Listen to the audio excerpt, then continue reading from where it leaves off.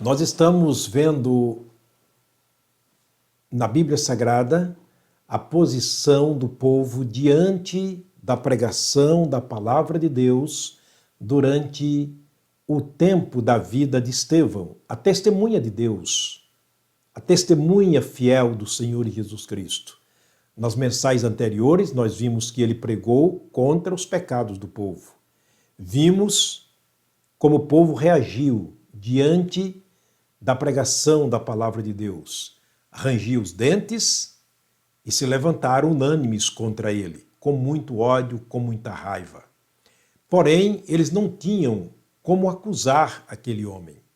A Bíblia diz que ele era um santo homem de Deus.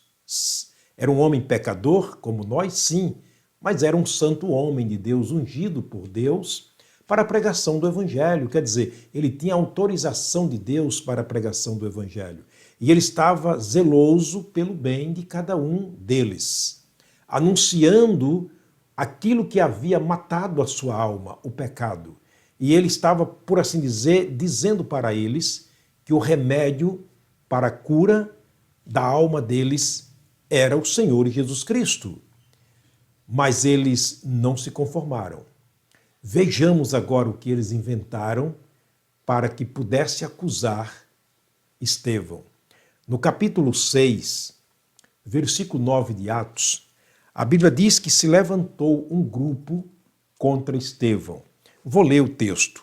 E levantando-se alguns que eram da sinagoga, chamada dos libertinos e dos sirineus, e dos alexandrinos, e dos que eram da Cilícia e da Ásia, disputavam contra Estevão.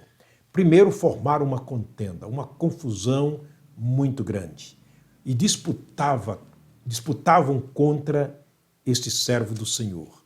Em seguida, eles inventaram mentiras, inventaram calúnia e fizeram narrativas totalmente mentirosas para que pudesse condenar Estevão. É o que está escrito nos versos 11 até o verso 14. Eu vou ler o texto para vermos o que eles fizeram. Então subornaram uns homens para que dissessem: ouvimos-lhe proferir palavras blasfemas contra Moisés e contra Deus. Veja que eles subornaram os homens e disseram: vai lá e digam para as autoridades que Estevão está usando palavras blasfemas contra este lugar e contra Deus. E o verso 12 diz: e excitaram o povo, os escribas e os anciãos, e, investindo contra ele, o arrebataram e o levaram ao conselho. Levaram a juízo, levaram a julgamento perante as autoridades. E apresentaram falsas testemunhas que diziam: este homem não cessa de proferir palavras blasfemas contra este lugar e a lei. É claro que era uma mentira o que eles estavam dizendo, mas era o meio que eles usavam para condenar um homem justo. O verso 14 ele diz: porque nós lhe ouvimos dizer que este Jesus Nazareno há de destruir este lugar e mudar os costumes que Moisés nos deu. A raiva deles não era apenas contra Estevão, mas era contra aquele de quem Estevão falava, o Senhor Jesus Cristo. Eles disseram: ele disse que esse Jesus, a quem ele prega, está dizendo que vai mudar os costumes da lei que Moisés nos deu. Mentira! Estevão não pregou contra isto. Estevão não disse nada sobre isto, pelo contrário. Mas eles estavam criando narrativas mentirosas para trazer Estevão à condenação. Agora veja o versículo 15. Então todos os que estavam no conselho, ou que estavam assentados no conselho, fixando os olhos nele, isto é, em Estevão, viam o seu rosto como o rosto de um anjo. Percebe-se que os mesmos que os condenava são os mesmos que testemunham dizendo que viam este homem como o rosto de um anjo. Por que então razão?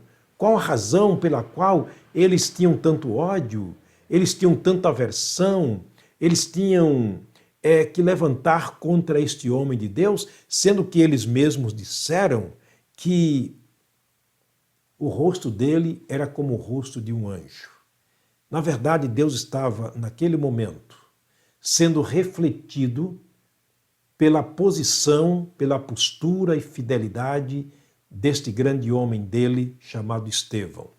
Estamos vendo a mentira com que eles criaram para tentar conduzir, condenado à prisão, este homem. O objetivo deles era realmente extirpá-lo do seu meio. Eles não queriam realmente a palavra de Deus. Esta era a reação positiva de toda aquela multidão. Mas Estevão, diante de tudo isto, a Bíblia diz que ele continuou firme, pregando e testemunhando do Evangelho de Jesus. Está nos versos 55 e 56 do capítulo 7. Capítulo 7, 56 e 55 e 56 diz o seguinte: mas ele, estando cheio do Espírito Santo, fixando os olhos no céu, viu a glória de Deus e Jesus que estava à direita de Deus no céu. O verso 56 diz: e disse, eis que vejo os céus abertos e o Filho do Homem que está em pé à mão direita de Deus.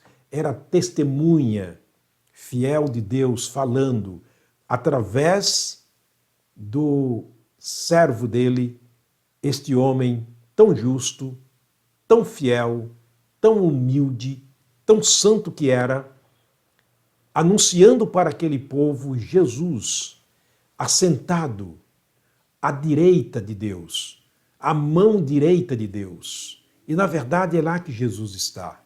A Bíblia diz em Romanos capítulo 8 que após a ressurreição ele assentou à direita de Deus e está intercedendo por nós. Naquele momento, mais uma vez, Estevão tentava abrir os olhos espirituais do povo em dizer: olha, o que vocês fazem comigo é injusto, porque Deus, na pessoa de Jesus, está intercedendo por vocês. Eu estou vendo o Senhor Jesus, a quem eu prego, assentado à mão direita do Pai. Ele está intercedendo agora por vocês, ele está clamando através de mim e da sua palavra que vocês se arrependam, que recebam perdão dos seus pecados. Era mais uma tentativa por parte de Estevão a fim de que o povo se salvasse, a fim de que o povo reconhecesse os seus erros e voltasse para Deus em Cristo Jesus, recebendo a libertação dos seus pecados. Você acha que eles arrependeram? Você acha que eles voltaram para Deus? Você acha que nessa última tentativa de Estevão, em dizer que estava vendo o céu aberto, Jesus assentado ao lado do Pai, eles acreditaram nisto? Não. O que será que eles fizeram? Isto nós veremos na próxima mensagem, se o Pai do céu nos permitir. Eu quero terminar mais uma vez orando. Pai, muito obrigado por estarmos aqui, Deus, diante da Tua palavra, na tentativa de poder salvar alguém através da pregação. Deus, que essa história possa despertar-nos para uma responsabilidade com o Senhor Jesus através da palavra pregada. Que o Teu Espírito esteja falando, traduzindo para as pessoas que me assistem. Abençoa-as, abençoa, Deus, todas as famílias da terra. Guarda-as debaixo dos Teus cuidados. Preserva-as, ó Deus, para servir tão somente e unicamente ao Senhor. Esta é minha oração no nome de Jesus. Amém. O Senhor te abençoe, o Senhor te guarde. O Senhor sobre ti e sobre a sua família levante o seu rosto e te dê a paz. Nos vemos na próxima mensagem, se o Pai do céu nos permitir, para vermos o desfecho deste assunto sobre Estevão e o povo enfurecido contra ele. Eu te aguardo. Até lá, se Deus nos permitir.